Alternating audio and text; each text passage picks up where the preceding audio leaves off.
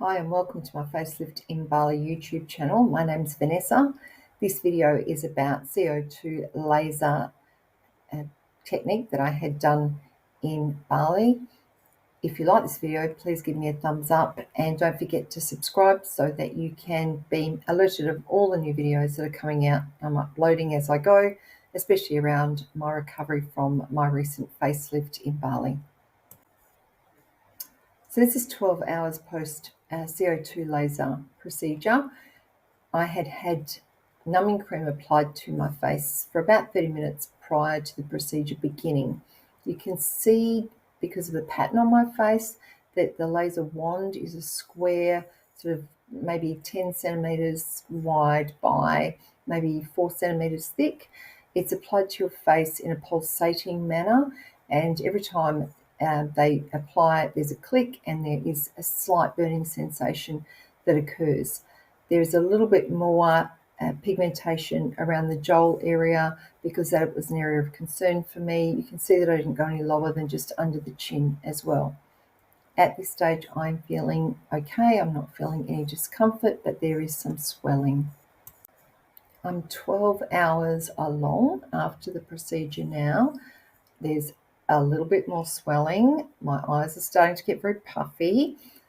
It's starting to heat up. I'm feeling like you would do if you burnt your hand in an oven.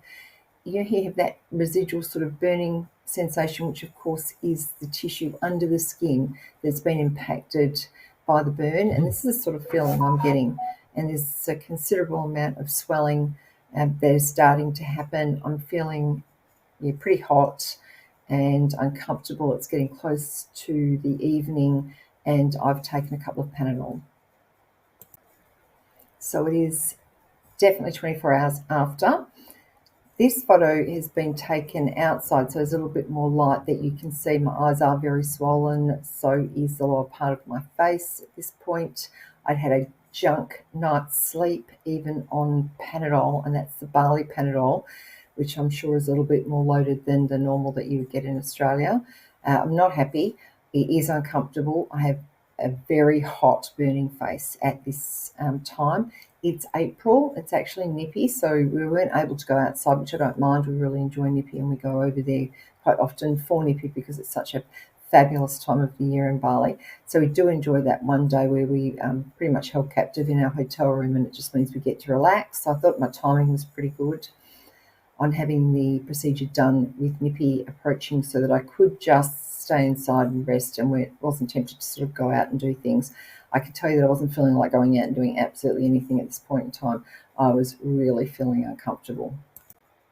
Another close-up on day one, and you can see very clearly the pigmentation where the laser wand has contacted the skin.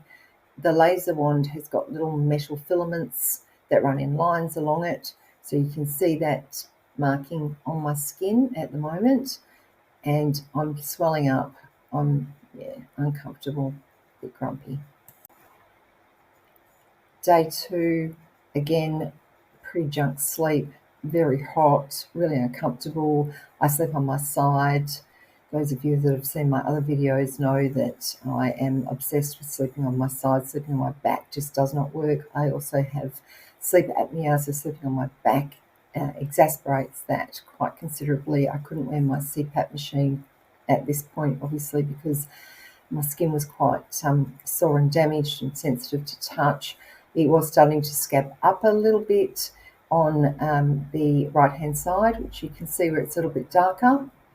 But otherwise, I'm still on Panadol every 4 hours and wondering what the hell have I done. Day three, I'm definitely scabbing up, and you can see that the filament lines where it has scabbed, where it's rubbed at night on my pillow, is now starting to come off. It's awfully humid. I think I mentioned it's April, and it was one of the most humid Aprils we've had in a very long time in Bali. And when I did go outside, I was thinking this is just not kosher at all. You can see in the corners of my mouth where my skin has scabbed up, but also then started to split with me opening my mouth. And the other thing is that I'm the world's worst picker. back in the day when you scabbed up your knee and your mum said, don't pick it because you'll end up with a scar. Well, I was just testing that theory the entire way through my childhood and continued to do it with my face. It was itchy and I'm picking, even though I knew that it was not the thing to do. Here's a pic of my left side on day 3, and you can see that sort of balding patch just up from my mouth towards my cheek. That's where I was having a nice old pick, really very naughty. Under my chin was itchy. I was still taking Panadol every time, a couple of times I should say a day, and I still had quite a degree of burning sensation as well under my skin. So day 4, I think historically, and from what I can see from all of the people that I'm speaking to on the Facelift on Bali Facebook page, day 4, day 5, after any procedure, they're junk days. They're really miserable days. So I'm feeling pretty miserable at this point, and I am so itchy as the healing process starts. I'm itchy, I'm uncomfortable, it's humid, I'm grumpy, I'm hot. Generally all round an ugly person to be close to. So God bless the other half. 9 times out of 10 he's always a little bit stunned at the things I have done when I go to Bali around my aesthetics treatments. And this time he was more than mortified. I'm outside on the balcony out of the sun because we're facing away from the sun on my balcony. I think we're at the Paradiso for this particular holiday at this stage. So what I had done is I've got some of the tissues in the hotel room. I'd run them through some bottled water. I put them in the freezer, and then I did my very best to put them all over my face and pat them down and hold them on with my glasses, and tried to read to keep my mind elsewhere, just to manage the itchiness that I was experiencing while the healing process was happening. So day 5, again, you can see where I've had a pick on the left-hand side of my cheek and then my mouth, and a little bit on the right-hand side, but the areas that weren't heavily impacted, so the areas that just got sort of the very light laser treatment, have really cleared up pretty well. So if you hadn't had that very intense sort of treatment I had around that lower part of my face, you could very much get out and about with some makeup on and have no problems. So I'm not experiencing the burning sensation anymore. It's still dead set itchy, and I'm really wanting to pick it, so I'm staying in the air conditioning. I'm not going out. So day 6, things are really improving. It really is just the areas where I was picking, which of course created a longer term recovery for me. You live and learn, never in my case.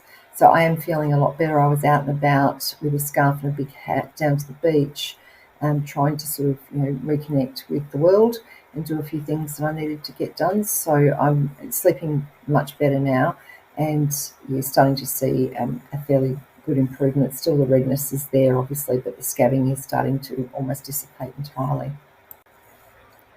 So day 7, there's real evidence of the naughtiness of myself with the picking, because it's had to re-scab up to heal on my lower cheeks there and around my mouth, but swelling is really, really going down. You can see my eyes are not nearly as puffy, and I'm certainly feeling a lot better.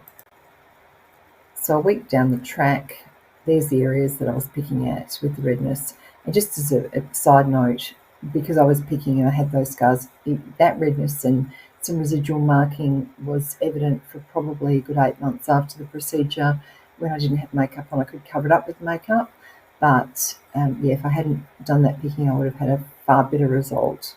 But I was definitely feeling a lot more human on day 7, a week down the track. Just an opposite side view, you can see under my chin where it is a little bit red still. That was because everything was rubbing on my chin, my hair, and anything on my scarf I was wrapping around when I went outside to keep the sun off my face.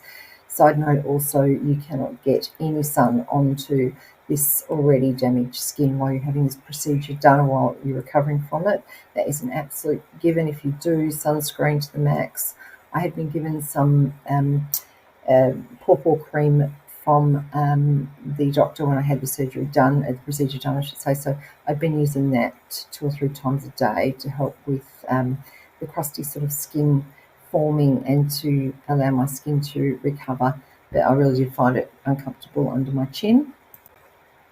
So day 8, we had moved. The other half, husband, the War Office, had headed back to work in Perth, and I stayed at a little hotel, the one I actually stayed in when I had my facelift done, so Flora Beach Hotel in Kuta, and actually a girlfriend of mine from work joined me for a week. So she came over. I was looking a lot better. This photo, I have got some BB cream on, and I'm out and about and feeling 100% better. I think I may have even done my roots and my hair because it was driving me mad. So I'm feeling a lot better. Swelling's really resolved. So this is another shot outside that just gives you an idea of the redness subsiding. As I said, a bit of BB cream, but not heavy foundation. The swelling has really come down, and I'm starting to get a feel for some very renewed sort of skin tone and skin surface that I was really pleased with at this point. I have to apologise for the traffic that seems to be going past every time I try and record, thinking it's quiet today, but no, it just seems to be the way it is. We're in a quiet street. Day 9. So a bit more makeup on.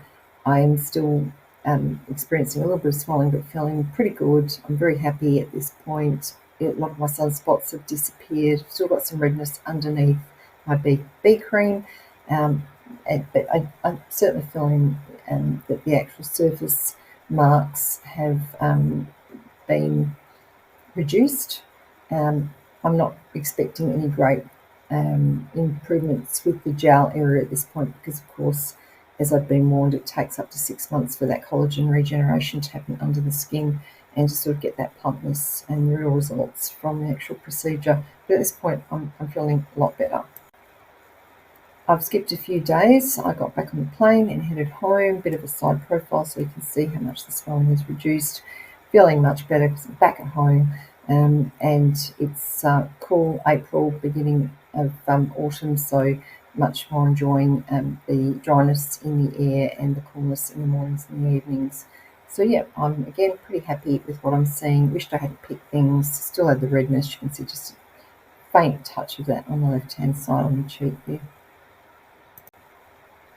So I've got day 14, I'm heading back to work.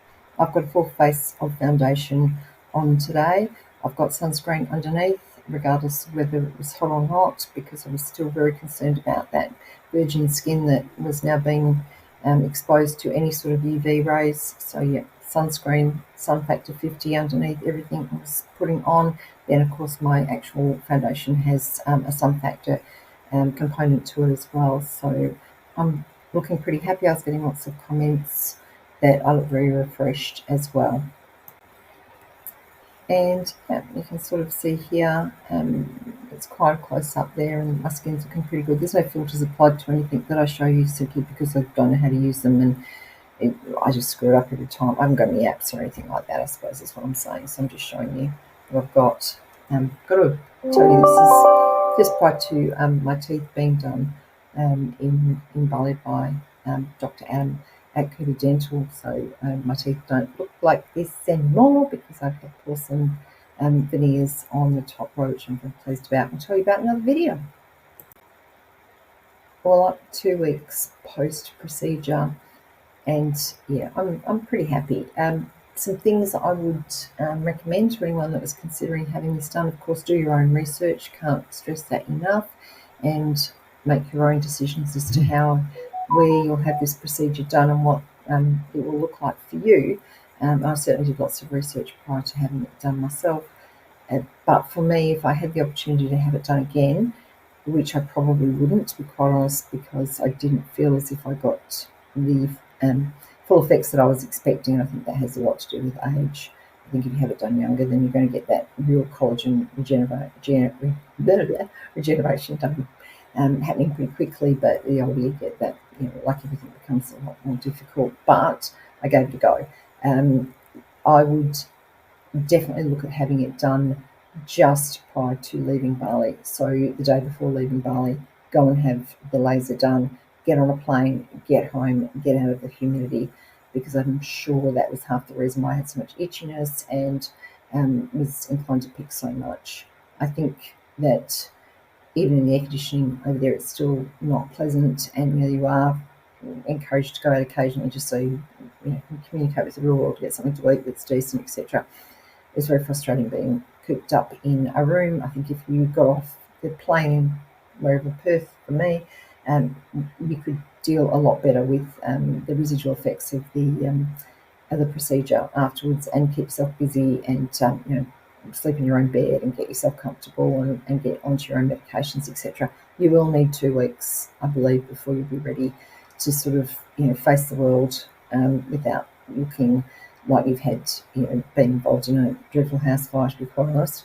But that was my experience. Others might be a little bit different, but overall I was pretty happy at this point. Subsequently, of course, after having my deep plane lower face and neck lift recently, 2 months ago, I can tell you that I should have gone there first and not tried to get rid of my jowls this way. But the skin resurfacing was very nice. That effect was really good. Sunspots disappeared, and I think they can certainly age. Very fine wrinkles disappeared, but nothing of any great consequence.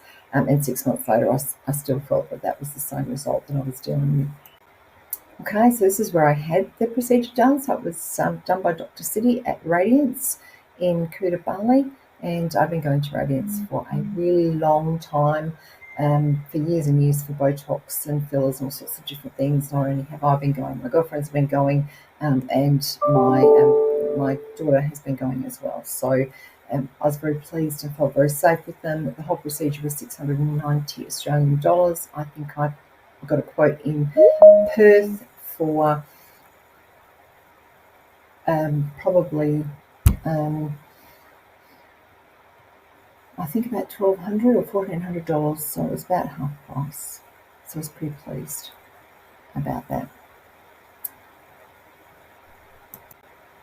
Thanks for watching. I hope you enjoyed this little video montage of my CO2 laser experience in Bali, and I hope it's helpful.